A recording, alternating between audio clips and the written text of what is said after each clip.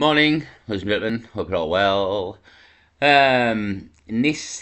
Social is the channel, 212,000 subscribers. Re-upload says on the video, I investigated Charlie Kirk's death and found some disturbing patterns. Re-upload, so I think she's maybe uploaded this already and it didn't get the views, maybe, I don't know. So she's only put this up again 5 hours ago. I've come across it again. Not a channel a lot of people might be familiar with, or maybe you are. Black lass here. So yet again, proof the right wing. We're not racist at all. So Charlie Kirk's death, disturbing patterns. I mean, she's maybe got something here. To be honest, she's maybe got something. Like I got to about here, and there was some connections being made, to be honest, and yeah, it was interesting. I'll play the video.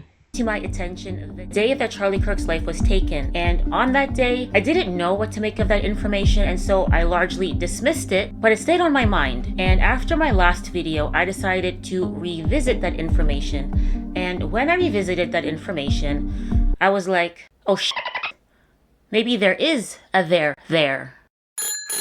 Hello everyone, if you're a new viewer, welcome. If you're a returning viewer, welcome back. If this is your second, third, or fourth time watching one of my videos and you're not yet subscribed, they already go together. Okay, make it official and hit that subscribe button. Today's video is sponsored by me. This shirt that I'm wearing is available in my online shop, and it's available in both men's and women's sizes. I also have stickers, mugs, pillowcases, phone cases, and more for all designs, so make sure to check them out. The link will be in the description box down below. So today we have to talk about this Tyler Robinson situation. There are some interesting things that I want to bring to your guys' attention. So the piece of information that I teased in the intro was given to me by Jesse from Jesse on Fire. Shout out to him, he's a friend to the channel. And this piece of information is actually a clip from Destiny's live stream from the moments right after Charlie Kirk was shot. Now, if you don't know who this man named Destiny is, that's perfectly reasonable. Destiny is what would happen if Red Bull and Wikipedia had a baby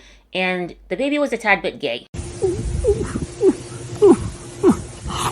Politically, Destiny is on the far left, and he often voices his disdain for conservatives. Don't give a fuck about anybody that winds up at any of these rallies and gets shot or whatever the fuck, okay? Because they had no problem making fun of Paul Pelosi. The entire world would be better off if these people were permanently removed from these platforms. Like, there is no downside and only upside to see people like Candace Owens, Tucker Carlson, Tim Pool never be allowed to publicly broadcast their opinions ever again. I'm ready for the great cleansing, dude. Cleansing? The cleansing. What cleansing? When we genocide conservatives in this country. Are you gonna be out in the streets with your Glock? Maybe. I gotta go back to Nebraska and grab it. You genuinely do hate conservatives, don't you? Very much so. Like I've moved full on to like the political violence level, or the real violence level, when it comes to conservative people. Yeah, I think they need to be like excised from my fucking country. I think they are demonstrably fucking evil people by any moral system that most people would use. So that's just a small glimpse of the degenerate Destiny for those of you who are not familiar with him. And as of the making of this video, Destiny has been demonetized on I think pretty much everywhere, like YouTube, Kick, everywhere that he creates content, he's been demonetized for his comments pertaining. I'm semi-aware of him. I'm aware of him now. I've got to know him over sort of the last week or so and who he is, but I wasn't about a week ago. I didn't know who he was. But I do now, kind of. To the Charlie Kirk situation. Now, Destiny often streams for hours at a time, often streaming for upwards of 12 hours, and it just so happened that he was live streaming when the clip of Charlie Kirk getting shot started circulating online. Shortly after this, he starts talking about it to his audience, and someone called in to his live stream. Here's the clip. Wow, what's up? I'm streaming, by the way. This is, did you see what happened? Yeah, I think so. Yeah, like, dude, Charlie's gonna be fucking dead. Yeah, I'm pretty sure he's already dead. Yeah. Dude, we're fucked. We are so fucked. By we, you mean we as a country right now, the United States and the current. Like that, the party, but like mostly Also, like. yes, like wait. probably I think that we're super fucked. I agree. Hold on, wait. I'll text you on Discord. I just don't want to say anything crazy that's gonna ruin our shit. So, the person who called him was freaking out and said, quote, "We're f***ed." Dude, we're fucked. Almost sounding like some consciousness of guilt. And Destiny quickly cuts them off and hangs up before they can say anything else incriminating. It turns out the person Destiny was talking to is someone named Z Cohen Sanchez. Now, who is Z? In November of 2024, so just under a year ago, Z founded an organization called National Ground Game, or NGG for short. And this organization has received tons of money from Act Blue. So, Z founded NGG, and she also founded the Unfuck America Tour. And the Unfuck America Tour was being funded by NGG. So, Z founded NGG, and she also founded the Unfuck America Tour. And the Unfuck America Tour was being funded by NGG. Now, what exactly is the Unfuck America Tour? Let me let CNN explain it for you. We're in Tampa, Florida for Turning Point USA's annual Student Action Summit. TPUSA is a voter-driving juggernaut for the Republican Party, led by 31-year-old Charlie Kirk. They're happy. That's why you know they haven't been on social media. But this year's event will be menaced by something called the Un-F America Tour, started by a group of progressive influencers and organizers, including the massively popular streamer Destiny. This is the all roads lead to Rome thing, right? So he can do the exact same behavior he said that Biden couldn't get away with doing. They want to bring progressive debate to Kirk's doorstep. But first, they have to get in. So Turning Point has cancelled all of UNF America's credentials, and now they're trying to sneak in Destiny so he can debate inside here. Alright, is it? So Destiny has made it inside the building, and we'll see how long he lasts. And to counter. I hate Charlie Kirk. I think he's actually a Satan spawn. The Unfuck America Tour was created essentially to harass Charlie Kirk at all of his Turning Point events, and for this reason, they were always banned from his events, but still they would sneak in. And on their website, they have a roster of their creators listed. So Z is there, Destiny is there, and this guy is there, Hunter Kozak. Do you hate Charlie Kirk? I know I do. Charlie Kirk is currently poisoning the mind of every young American who can stand to look at his stupid face. And we're trying to do something about that. Charlie has something called the Student Action Summit in Tampa, Florida on July 11th. What a coincidence! That's where I'm going to be. This is me, and a whole bunch of other creators on this page are going to try to unfuck the damage that Charlie Kirk has irreparably done to the country. If you want tickets, link here. So, Charlie Kirk, bastion of free speech and the marketplace of ideas, cut off my ticket. So what I'm going to be doing is infiltrating as a Trump supporter. So I just acted confused and said, I don't know what happened with my ticket, but I'd like to buy another one, and got right in. Now, if you guys watched my last video, you may have already recognized Hunter Kozak. Hunter Kozak presumably snuck into the Utah event, and he is the guy who was asking Charlie Kirk about trans violence and mass shootings right before Charlie was shot. Do you know how many mass shooters there have been in America over the last 10 years? Counting or not counting gang violence? His boss, Z Cohen Sanchez, then called into Destiny's stream, freaking out and saying, "We're fucked." Dude, we're fucked. What did Z mean by that? And why did Destiny cut Z off before Z could say anything else? Dude, we're fucked. We are so fucked. By we, you mean we as a country right now, the United States and the current. Like that, the party, but like mostly Also, like. yes, like wait. probably I think that we're super fucked. I agree. Hold on, wait. I'll text you on Discord.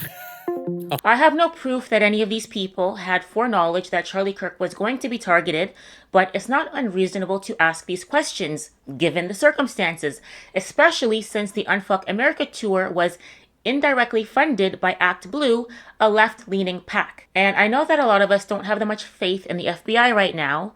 I found this real authentic photo of the FBI conducting their investigation, okay?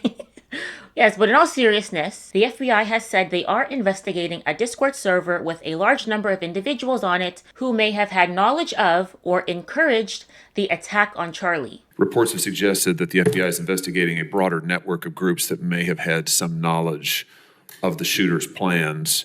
Can you give us any details on that, following up what you already said in public? How's the FBI working to find other potential accomplices, folks who may have known about the shooter's plans, folks who may have encouraged him. Any update on any of that? So in terms of what we do for an interrogation perspective, we go and reach out to the family and community immediately. And we've conducted those investigations and interrogations with local law enforcement.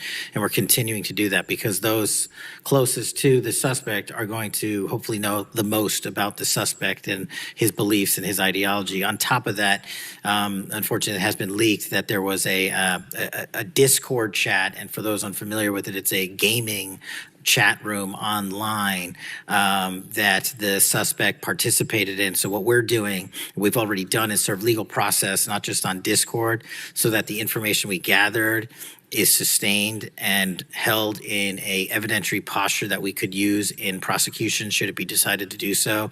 And we're also going to be investigating anyone and everyone involved in that Discord chat. Okay, very good. I see the public reports that the Discord thread had as many as 20 additional users. It sounds like you're trying to run down all of that to see if that's accurate, who else may have been on that thread, what they may have known. Is that fair to say? It's a lot more than that, and we're running them all down. It's a lot more than 20? Yes, sir.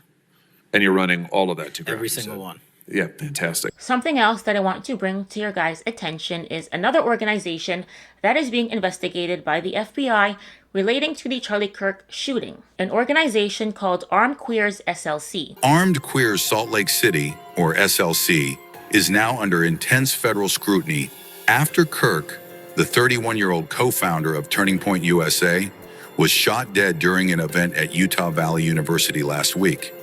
His alleged killer, 22-year-old Tyler Robinson, was arrested just hours later. The FBI is probing whether Robinson acted alone or as part of a broader network.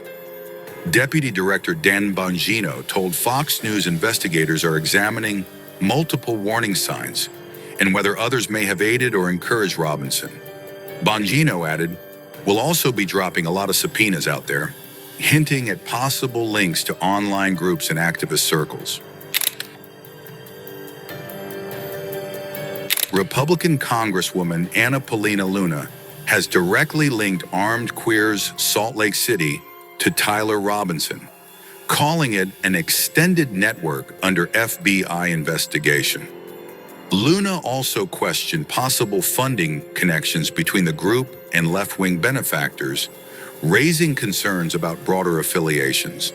Utah Governor Spencer Cox described Robinson as deeply indoctrinated with leftist ideology. Now let me tell you a little bit more about this organization. It was founded by an Iranian trans-identified male who goes by the name Ermaya Fenaian. I don't think I pronounced that correctly, but I tried my best, okay? In addition to having founded Armed Queers SLC, Ermaya has worked for Bernie Sanders' political campaign, Elizabeth Warren's political campaign, and Ermaya is organizer for PSL, a communist organization. You know those violent anti-immigration protests that have happened across America? Well, PSL has been involved in those, and Ermaya is one of the organizers for PSL. So that's just to give you a bit of a background about the founder of Armed Queers SLC. Right after the assassination of Charlie Kirk, this organization took down all of their social media, and Ermaya has privated his accounts. The last thing that I wanted to share my thoughts on are those messages that Tyler Robinson allegedly sent his gender-confused boyfriend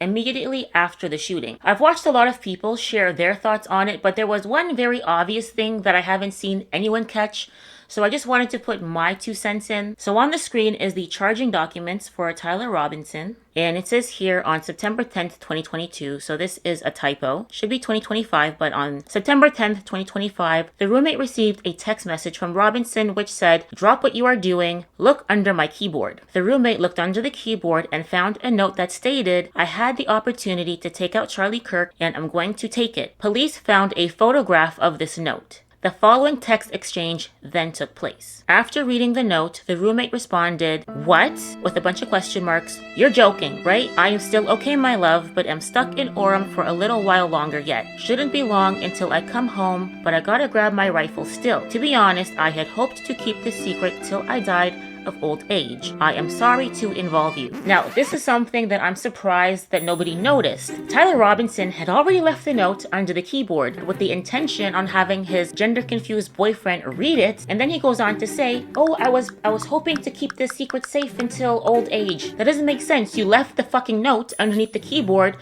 for him to read it. So you always intended on telling him. So right off the bat, this text message is in complete contradiction with his actions. It's so suspect that it really makes you wonder if this text exchange is real. But let's continue reading. You weren't the one who did it, right? I am. I'm sorry. I thought they caught the person. No, they grabbed some crazy old dude, then interrogated someone in similar clothing. I had planned to grab my rifle from my drop point shortly after, but most of that side of town got locked down. It's quiet, almost enough to get out, but there's one vehicle lingering. Now, I've seen people point out to the fact that this language doesn't sound like language from a 22-year-old, saying that there's a vehicle rather than saying a car. Most 22-year-olds would use the word car, but I also don't think very many 22-year-olds would use the word lingering. If I were to think about myself when I was 22 years old, if I was trying to communicate this information, I would probably say, most of the cars are gone, but there's still one that's there. That's probably what my 22-year-old self would have said, not, it's quiet, almost enough to get out, but there's one vehicle lingering. Yeah, I mean, there's good points been made here. I've seen it said before on the vehicle. Yes, they're true. You wouldn't say vehicle. You probably wouldn't say lingering either. I don't think I'd use that word now at 45. So good points being made, to be honest. Good connections before with the people, the destiny, the woman. The guy who was apparently asking Charlie the question when he got shot at the time. The old guy that jumped up. We think he's been shot from a different direction. So it's all very suspicious. It's all very suspicious indeed. It's suspicious language for a 22-year-old. So the roommate says, why? Robinson responds, why did I do it? The roommate, yeah. Robinson, I had enough of his hatred. Some hate can't be negotiated out. If I am able to grab my rifle unseen, I will have left no evidence. This whole text message exchange is evidence. You're on camera. That's evidence. This text exchange is evidence. And the fact that you're using your phone near the scene of the crime is also evidence. Your cell phone is going to be pinging off towers. It puts you at the scene of the crime around the time that it happened, when you actually live 3 hours away. Stupid. How long have you been planning this? A bit over a week, I believe. Now, a student has come forward and they said that 2 weeks before the shooting, they spotted someone who looked like Tyler Robinson on the roof of the same building where the shooting happened, and a teacher had also seen the student on top of the building, and it was weird, and the teacher asked the student, are you okay? And the student ignored them. So this shooting had been planned for at least 2 weeks in advance. I'm wishing I had circled back and grabbed it as soon as I got to my vehicle. I'm worried what my old man would do if I didn't bring back Grandpa's rifle. I don't know if it had a serial number, but it wouldn't trace to me. Now this is something that I also found very interesting, because from what we've been told, Tyler Robinson's family is very much into guns and very much into shooting. His father is former law enforcement. There's pictures of his mom and him and his brother and his father all posing with weapons at various stages of his life. We've seen pictures of him from a very young age around guns. So I would imagine that someone who has spent this much time around guns and someone who is planning to commit this type of crime would have knowledge of whether or not there was a serial number on the gun. So I did find the fact that he included that information in the text message to be very interesting. I don't know what to make of it.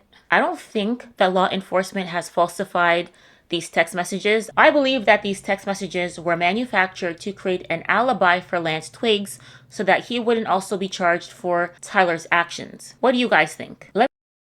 Yeah, what does everybody think? But again, just thought I'd mention it and the evidence. And again, primarily the stuff at the start there with Destiny and the phone call from the woman, and the guy was asking Charlie a question when he was shot, and they're all linked together. So it is very suspicious, to be honest, very suspicious indeed. But I just thought I'd give it all a mention. It all adds to the plot thickening on the assassination of Charlie Kirk, really. And there's not really any answers in there, but more questions, to be honest. But it's just again, the whole phone call between Lasso and Destiny, and she's saying the fucked and that was very suspicious indeed. Yeah, I'll leave it there, peace.